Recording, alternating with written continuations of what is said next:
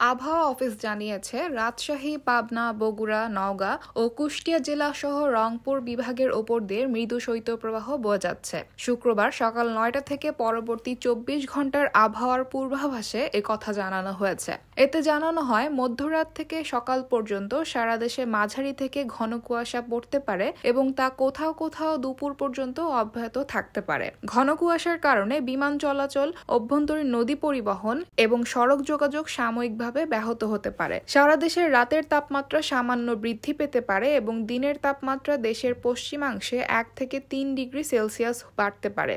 এছাড়া দেশের অন্যত্র তাপ প্রায় অপরিবর্তিত থাকতে পারে। ঘন কুয়াশার কারণে সারা দেশের কোথাও কোথাও দিনের বেলায় শীতের অনুভূতি বিরাজ করতে পারে।